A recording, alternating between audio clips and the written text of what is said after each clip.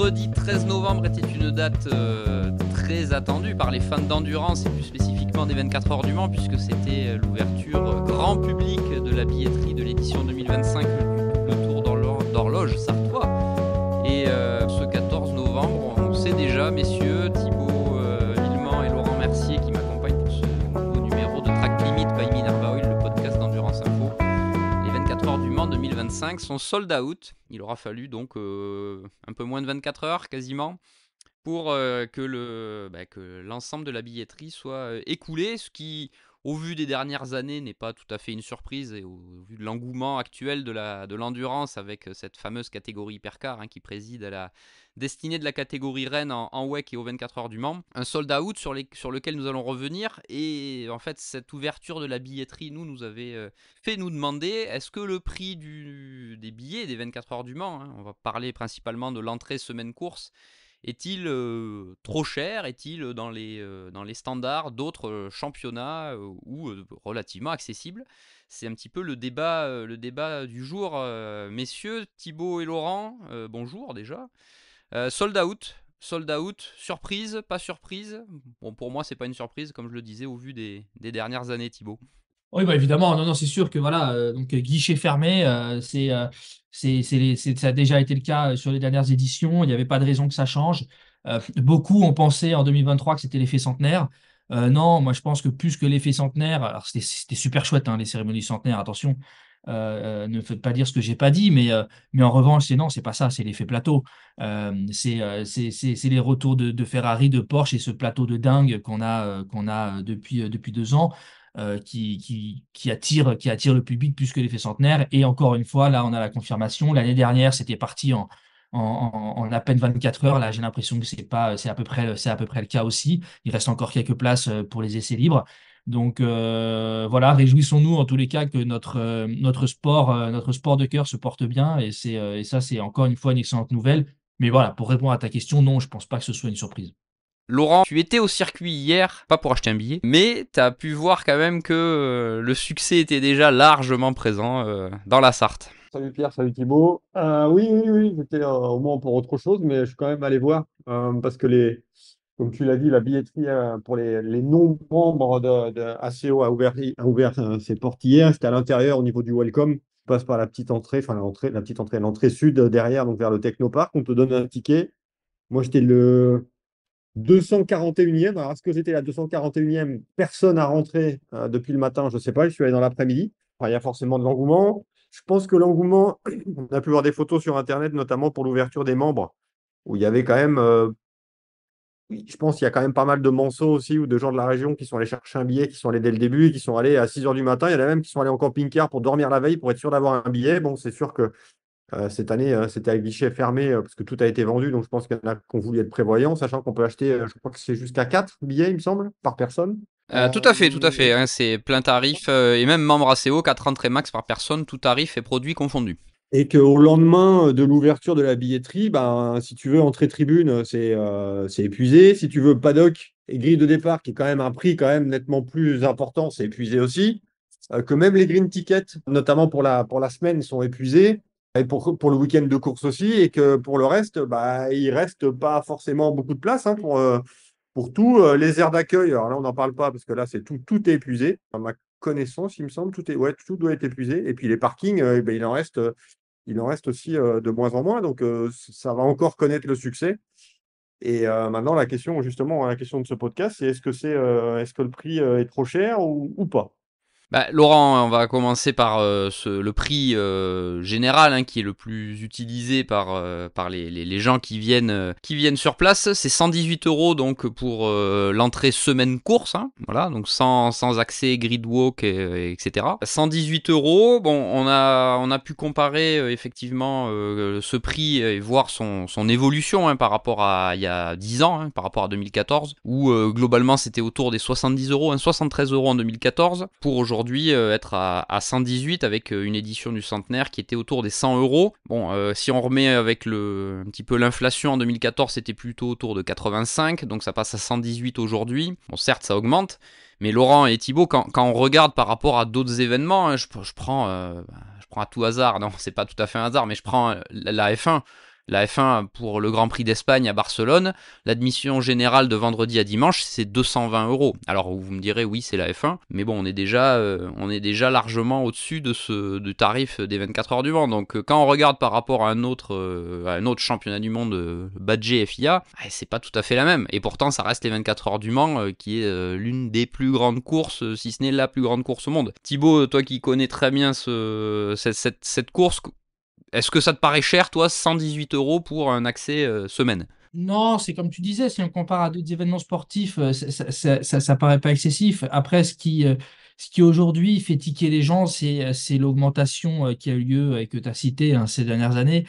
On peut penser que c'est important. En fait, oui, l'augmentation en elle-même, elle est importante, mais en fait, c'est plutôt à se demander si le prix qui a été exercé il y a quelques années était vraiment justifié. Comparé à la F1, moi, je suis un peu allé chercher aussi du côté des États-Unis. Daytona, les Daytona 500, par exemple, en NASCAR, 4 jours, c'est 450 $. C'est beaucoup plus cher. Alors, Daytona, les 24 heures Daytona, honnêtement, qui n'est pas un événement qui est autant prisé que les courses qu'on a citées, notamment que les 24 heures du Mans, c'est 150. Moi, je trouve pas ça, si on part du principe que vous avez accès au circuit pendant une semaine. Alors certes, tout le monde n'y va pas une semaine, hein, tout le monde, c'est pas tout le monde n'a pas tous des vacances extensibles, mais vous pouvez assister à la journée de tête, vous pouvez assister aux essais libres, aux qualifs. Dedans, il y a quand même des concerts, il y a toute une ambiance. Hein. Le Mans, c'est pas que la course. Heureusement, la course dure 24 heures. Il y a quand même peu de gens qui restent 24 heures non-stop en bord de piste. Donc, quand on prend tout, c'est pas excessif. Aujourd'hui, un match, si je ne m'abuse, un match du PSG en Ligue des Champions, je parle pas d'un petit match de championnat. Un match de Ligue des Champions, je crois, au Parc des Princes, c'est pas moins de 140 euros pour un événement qui dure 90 minutes. Donc, quand on remet dans son contexte, non, c'est pas excessif. Après, comme je disais, je pense qu'aujourd'hui, les gens sont ils tiquent plus sur l'augmentation qu'il y a eu ces dernières années, mais je pense que c'est pas vraiment ça qu'il faut regarder, c'est l'offre globale. D'autant que la CO met quand même un point d'honneur. Ils ont, je crois, hein, des infos que j'avais eues, ils ont l'autorisation de la préfecture d'accueillir plus de monde au niveau de la sécurité. Ça, c'est vraiment la préfecture qui pose ses limites. Et eux ne veulent pas le faire parce qu'ils ne veulent pas dégrader l'expérience spectateur. Et aujourd'hui, voilà, avec entre guillemets, la jauge qui se fixe, il y a déjà beaucoup de monde sur site et ils n'en veulent pas plus. Et ça, je pense que ils ont bien raison de le faire. Laurent, toi, tu as connu aussi les 24 heures du Mans avant nous. Tu t'as souvenir, t'as souvenir de quelque chose d'accessible déjà à l'époque, au niveau Toi, le vieux, purement toi, le financier. vieux, t'as J'ai pas dit que tu étais vieux. C'est ce que j'allais dire. Fais gaffe à ce que tu dis quand même. C'est factuel, il faut regarder les cartes d'identité. Non, mais deux choses. D'une, faut quand même qu'on signale quand même que c'est parce que je pense on est raccord sur le fait que ce soit pas trop cher. C'est bien un podcast Endurance Info et pas un podcast ACO. Hein. Je précise quand même, c'est pas un podcast sponsorisé. Il faut quand même le Nous dire. sommes d'accord. Non, non, mais c'est quand même apprécié. C'est quand même que nous-mêmes qui avons décidé de le faire.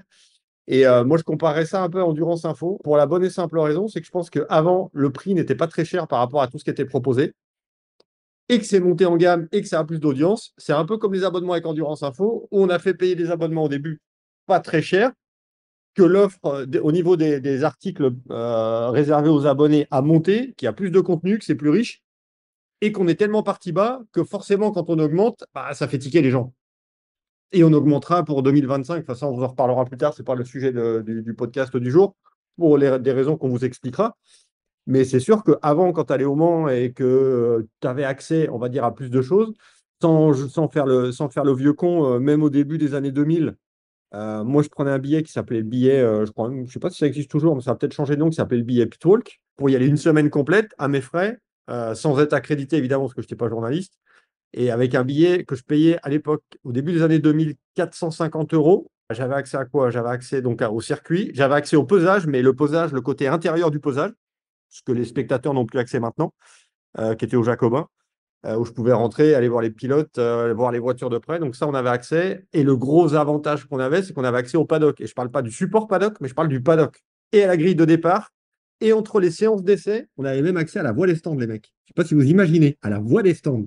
Ah, et ça, c'est Et sûr que c'est une autre époque. C'est totalement une autre c'est époque. notre époque, mais Enfin, moi, j'ai fait ça de 2000 à 2003.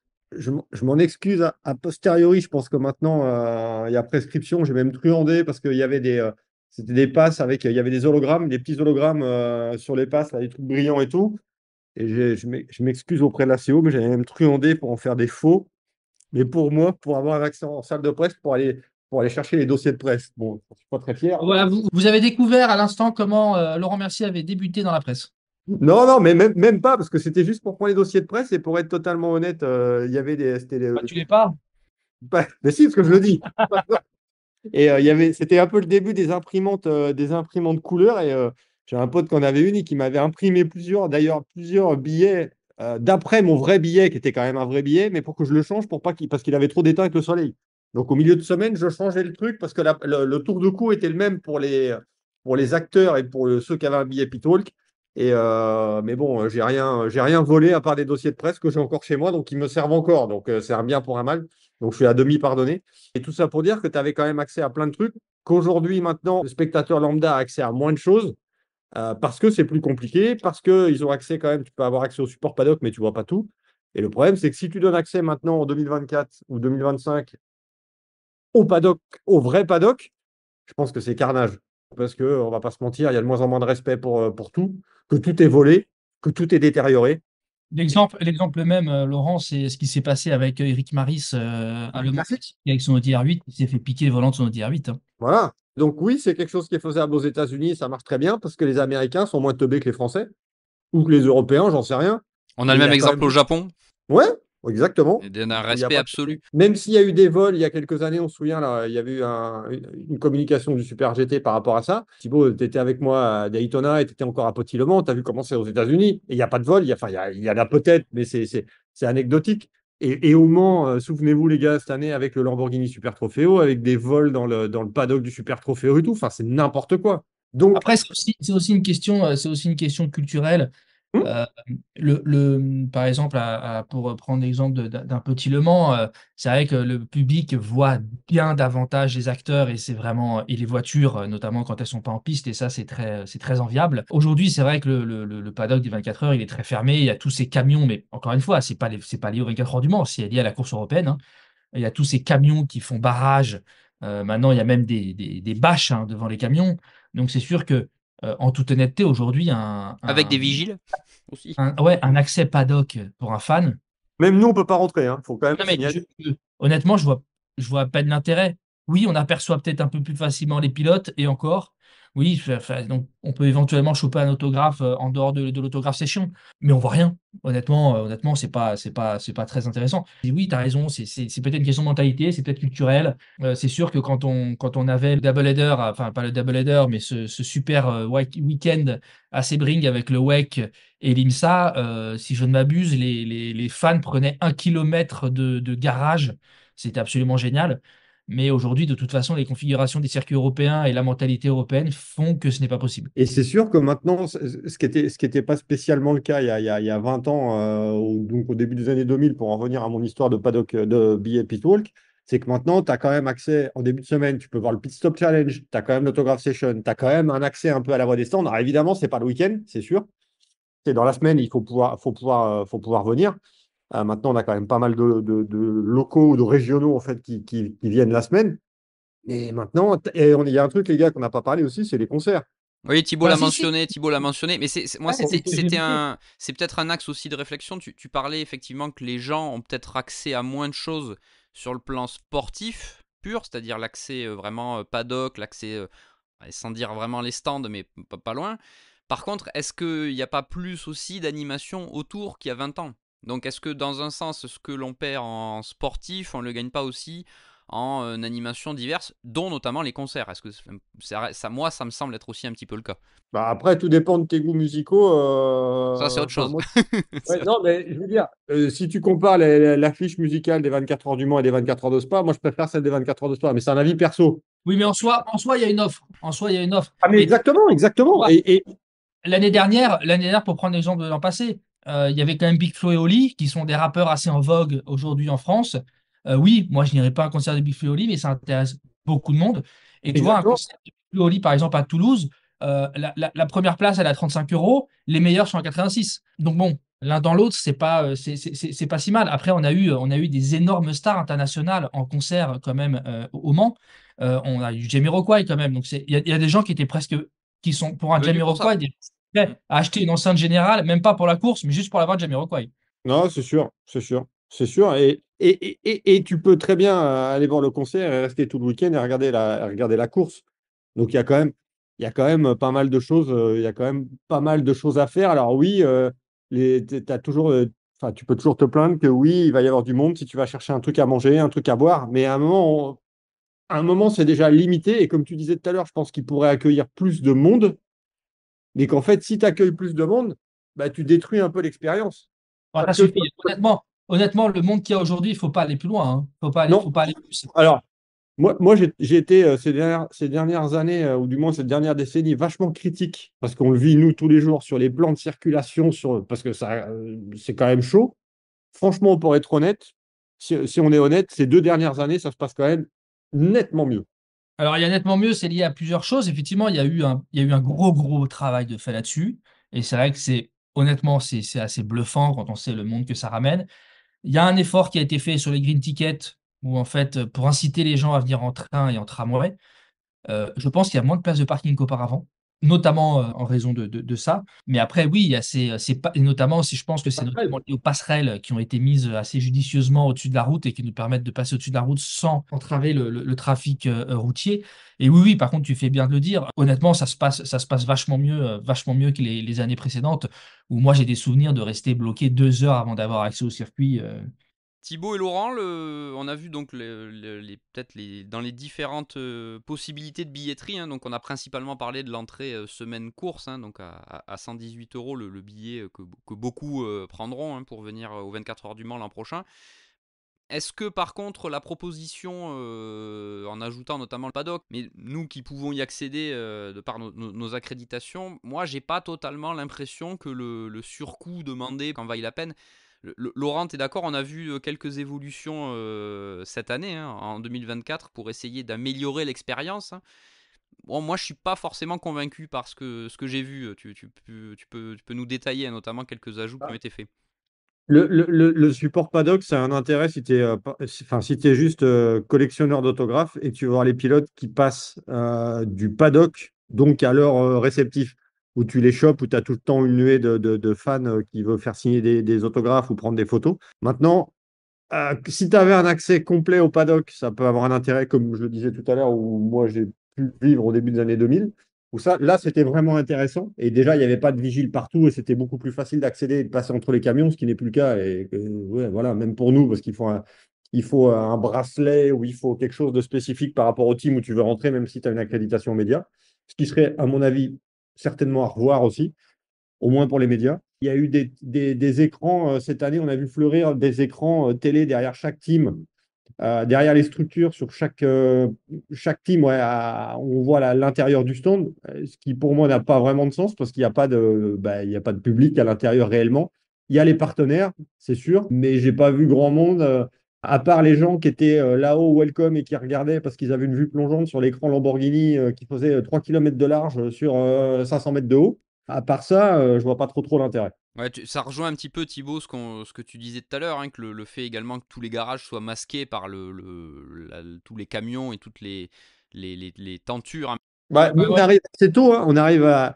Enfin, moi, cette année, là, j'étais là, quoi, une semaine, attends, 4 jours avant la journée test.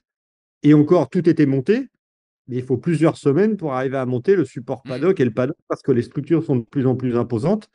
Et c'est à celui. Enfin, je vais prendre une image, mais c'est quasiment à celui qui aura la plus grosse, quoi, structure. Donc, est-ce que c'est nécessaire ou pas? Quand tu vois l'écran, alors on a eu des idées de prix de location et d'installation, montage, démontage de l'écran Lamborghini derrière le paddock. Je ne sais pas si c'est fondé, mais si c'est fondé, on aurait peut-être mieux voulu le mettre dans le développement de la voiture. Mais bon, ça, Oh là là là là. c'est mon avis perso. Ouais, non, mais à un moment, si tu veux, tu mets un écran qui est un écran géant, et après, tu vas te plaindre, tu vas dire, ah, mais je sais pas ce que c'est. Bah ouais, mais à un moment, même peut-être on fait une course de voiture, on fait pas. On Je fait te pas.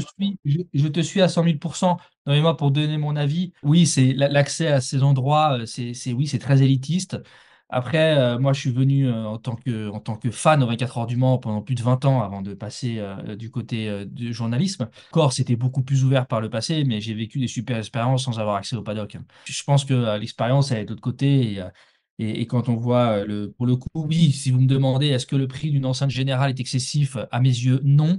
Est-ce que le prix d'un accès support paddock l'est pour ce que ça offre? Oui. Et qu'en Ok. est-il du Ouais. gridwalk? Ah bah Le là, tu poses la question, à deux personnes, c'est pas les bons là. Mais Non, on est parce que trois, hein. On est trois, hein.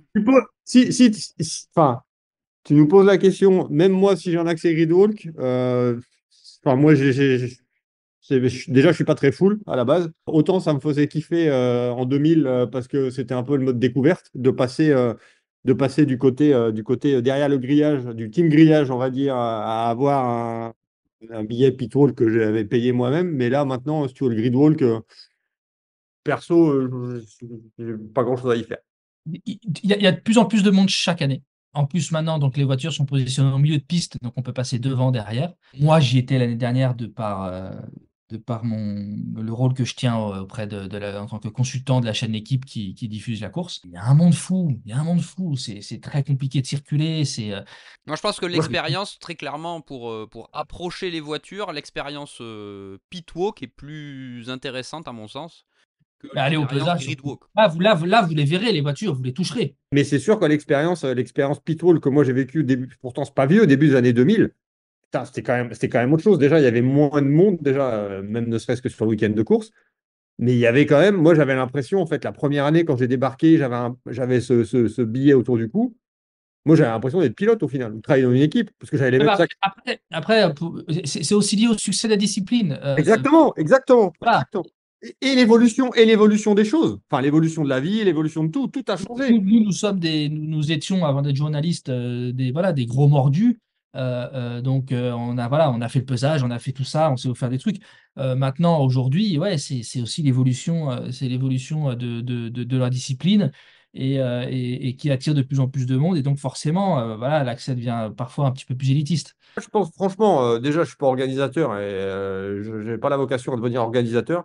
Je pense quand même que franchement, c'est dur. Il y a toujours des choses à redire, mais franchement, c'est dur de critiquer quand même. On parle des 24 heures du Mans comme on pourrait parler des 24 heures de Spa, comme on pourrait parler des 24 heures de Daytona. Franchement, c'est dur de critiquer parce on peut pas dire que ce soit cher quand tu vois que pour aller voir PSG Lens début novembre, tu peux payer ta place Bah, attends, 150. tu sais combien ça coûte d'aller voir un match de NBA des New York Knicks à Madison Square Garden? Non, mais à mon avis, très cher. C'est minimum $220 pour un Et truc puis, qui va durer 2 heures. Je dis pas que c'est pas une super expérience, hein, mais quand tu vois le produit, la durée, ça n'a rien à voir. Donc, après, il faut remettre aussi, il y a plein de gens qui vont au Mans qui sont pas des énormes mordus de la course, hein. Ils y vont pour profiter, pour faire la fête avec leurs amis. Alors voilà, aujourd'hui, moi, j'entends pas tant de critiques que ça sur le prix, hormis les consommables à l'intérieur du circuit, hein, qui sont pas oui, donnés. oui, Si, oui, oui, si oui, vous mais avez ça doit être pas, partout pareil, hein, je pense. voilà, si vous avez pas, voilà, exactement, moi, pour avoir fait les JO au Stade de France, tu prends un hot dog, c'est 12 balles, hein. Le hot dog, c'est un bout de pain rassis avec une saucisse dedans, comme il disait le copain. Donc voilà, c'est un petit peu partout pareil. Après, rien n'empêche, c'est pas interdit d'arriver avec son sandwich que vous avez acheté en supermarché avant, hein. Donc, Et si tu prends prendre l'exemple ses précautions. de festivals de musique, hein, principalement, parce que c'est aussi des événements qui durent sur plusieurs jours, on va pas citer de nom pour pas faire de publicité, ni qu'on pense qu'on stigmatise quelqu'un spécifiquement, mais moi là je regarde rapidement, pour des passes 4 jours, on atteint pour certains festivals 300, 350 euros, hein. Clairement, c'est sûr que le prix semaine course, hein, celui dont on parle, pour moi, est clairement pas excessif au vu de l'expérience aujourd'hui proposée, quoi. Et pour faire la comparaison avec la F1, parce qu'on avait je sais plus c'est toi, Pierre ou Thibaut Ouais, qui au donnait le début, prix oui, oui. au début. La F1, c'est 2 heures. Et la F1, tu payes très cher, mais tu vois pas en plus. Enfin, je veux Ouais, dire, c'est pas comme si tu avais alors, un accès au paddock. C'est c'est, pas comme c'est- si tu avais un tout. Tu vois, Imola l'année prochaine, par exemple, si tu veux prendre une place en tribune au niveau de la ligne de départ, c'est 1 115 € pour 3 jours. Le dimanche, c'est 895 euros. Et tu as le droit à quoi avec ces 895 €? Tu as un siège réservé. Tu as une tribune qui est découverte. Donc, si ça drache, bah, tu es dans le dur. Et tu as un écran géant pour suivre la course. Ah, putain, magnifique. Magnifique. Et tu vas payer 895 euros. Donc que là, tu dises, ah putain, c'est un peu cher pour une course qui va durer quoi, entre 1h30 et 2 heures de course, pour pas avoir accès au paddock, pour pas approcher les pilotes? Non, je veux pas me faire l'avocat du diable, tu as totalement raison. C'est un petit peu réducteur de dire qu'il n'y a que la F1, hein. Il y a la F2, il y a la F3, la Porsche Super Cup. Mais oui, oui, la différence de prix, elle est colossale et elle est. Après, c'est la loi de l'offre et la demande, hein, attention. Hein, mais on est d'accord que les tribunes seront pleines. Ouais. mais évidemment, mais Et tout comme ça, le Parc des Princes, c'est guichet fermé à chaque match quasiment. tu vas avoir la F1 à Spa, si tu veux une place de camping pour 40 mètres carrés pour le week-end, c'est 300 euros. Mais c'est la F1, il n'y a pas à dire. Et c'est pas parce que tu auras un Grand Prix de F1 que tu auras un abonnement Netflix gratuit, hein. Et puis attention, et ce qui est chouette, alors moi personnellement, encore une fois, chacun fait ce qu'il veut, on est tous différents. Moi, quand j'étais fan, j'ai même jamais acheté une place en tribune au Mans, pour la simple et bonne raison que j'aime bouger. Et ça, c'est quelque chose qui est très très sympa au Mans et typiquement qu'on ne peut pas faire en F1. La course, comme tu dis, elle dure 1h30, 2 heures. Donc au final, qu'est-ce que tu fais? Bah, t'as pas vraiment le temps de bouger, hein. Si tu commences à bouger, tu rates 90% de la course. Là, au Mans, ce qui est chouette, c'est qu'en 24 heures, en plus des différentes teintes de luminosité et tout ça, tu peux aller à Arnage, tu peux aller à Mulsanne, tu peux aller au Tertre Rouge, tu peux aller dans la ligne droite des stands. Et ça, c'est aussi quelque chose qui est quand même très enviable. Là où, comme tu disais, le prix que tu as en F1, tu as ta place en tribune, tu t'assieds, tu bouges plus. Exactement. Donc J'exagère un peu, je suis un peu extrême, hein, mais voilà. j'ai lu que Ouest France, qui est quand même le quotidien local au Mans, a fait une enquête il n'y a pas très longtemps avec des avis de gens un peu, des avis un peu divergents, où il y a des gens qui trouvaient que c'était plus cher, qu'on voyait plus rien. Ah, je suis désolé, mais on est parti. Le truc, c'est que l'endurance a explosé ces dernières années et on est parti tellement bas que forcément ça a monté. Mais franchement, moi, j'ai pas grand-chose à dire là-dessus, hein. Pas excessif par rapport aux autres trucs, aux autres manifestations. Messieurs, il est temps de conclure ce nouveau numéro de Track Limit by Minerva Oil, le podcast d'Endurance Info. Voilà, c'était un débat un petit peu hors aspect sportif pur, puisque le week-end dernier était plutôt sage en termes de course. Écoutez, n'hésitez pas à commenter, hein, que ce soit sur l'article du site ou sur les réseaux sociaux ce débat. Donnez-nous votre avis. Et puis n'hésitez pas à vous abonner aux différentes plateformes pour écouter nos podcasts. Thibaut, Laurent, merci. Et puis on se donne rendez-vous rapidement pour un prochain numéro de Track Limit. Ciao, ciao!